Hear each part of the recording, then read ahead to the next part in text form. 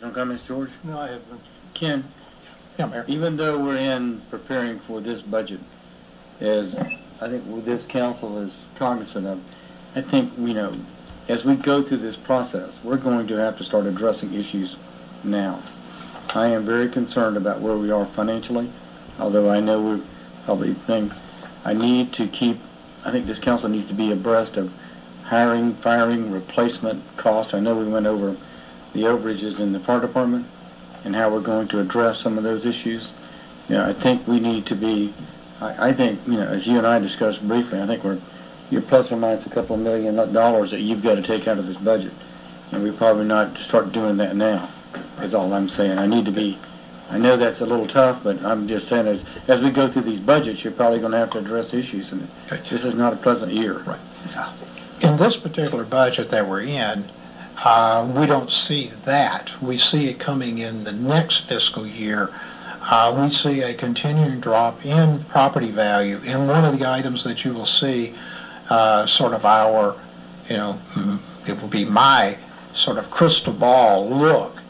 It's probably that we should be anticipating another about a 15 to 17% drop in property value this year.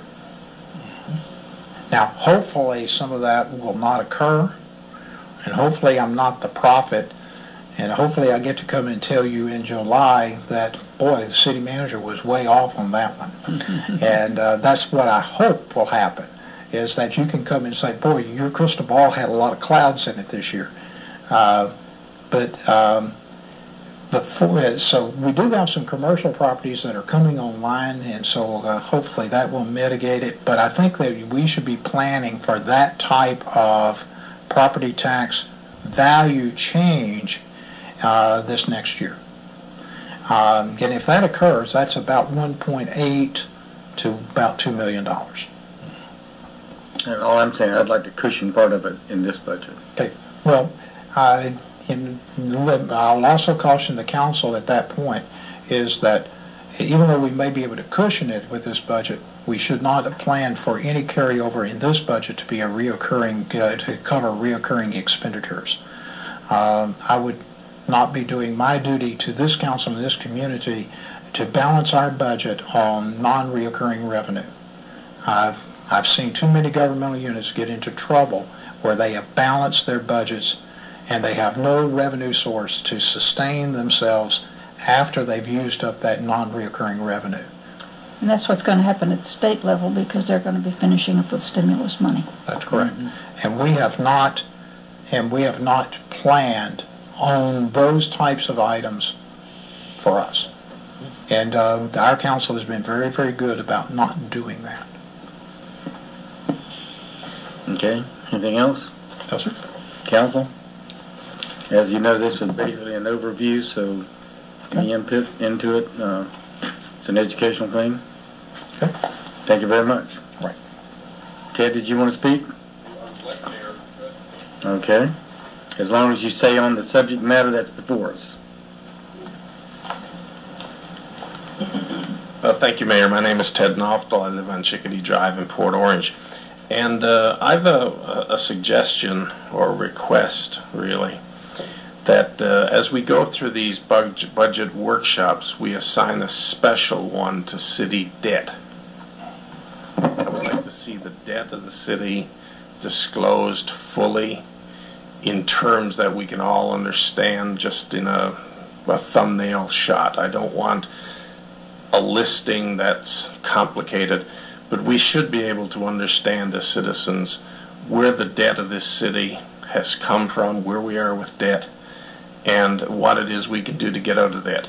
Because it's disingenuous to have a discussion about the budget and not discuss the biggest budget item, which is debt service. Far bigger than our police budget. $14-odd million this year we're going to spend on debt service. And to not devote a session on debt, I don't believe is good for the city. So do you think it's possible, Mayor, that you could put on the agenda a session, just like tonight was devoted to mandates, we could have one on debt? Do you think? Ken? Mayor and Council, in fact, when you get into each of the each of the operating funds, that's exactly what we will be doing.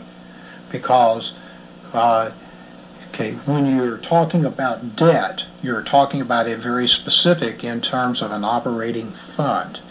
And so I think that what Ted is suggesting is going to occur as we are talking about water sewer debt, which is a self-supporting debt of the water and sewer fund. And so that the council, when they are looking at it, they can look at it in terms of its revenue source and how it is supported and and what are the things that it's done. And the same thing when we get into the general fund is that portion, it's a kind of a mixture of general obligation debt and a special revenue. I don't think it's a bad suggestion from what Ted is doing, because that's what we had planned to do in our discussions of the operating fund, and part of it has to have a discussion of debt and debt service. With respect to the manager's view on that, I don't concur at all. I would say that I participated well in last year's budgets session, and I would say we spent as much time talking about the T-shirts for firemen as we did to city debt in last year's go-round on budget. What I'm proposing is a session just on debt, where we are, how we got here, and how we get out from under the debt we have. Right now, the city debt is probably anywhere between $170 and $200 million. That's made up of maybe 150 at 9/30, and anywhere between $30 and $50 million worth of unfunded pension liabilities. And I would like to see us come in here and have handouts for everybody as to the major components of our debt. Just for instance, for example, we've got monies put into Eastport, monies put into Standecki, monies put into Gamble, monies put into Riverwalk, monies put into Wellfields property, monies put into Williamson Business Park, monies put into Rose Bay, and more required. Can we not get that on a 3x5 card so we can all understand our debt and how it is perhaps we get out of debt? So that would be my request to you, Mayor, that we assign a special session to debt, not just let it be piggybacked on some other topic. The second issue I'd like to talk about is the mandates, which was the purpose of this meeting. You know, Reagan said, he had many sayings, and he said there were no easy answers, but there sure as hell were a lot of common sense answers. And in terms of these mandates that are coming down the pike, I wonder if we could have the costs assigned to comply with them, the major ones.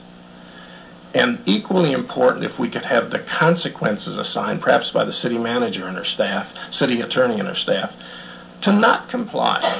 Because you're going to have to make a choice. Either you're going to bankrupt this city complying with these mandates, or with respect, you're going to tell the next level of government, sorry, we're not going to make any effort to comply. And a prime example, Mayor, would be the three wise men we had up here 2 or 3 weeks ago talking about the water testing.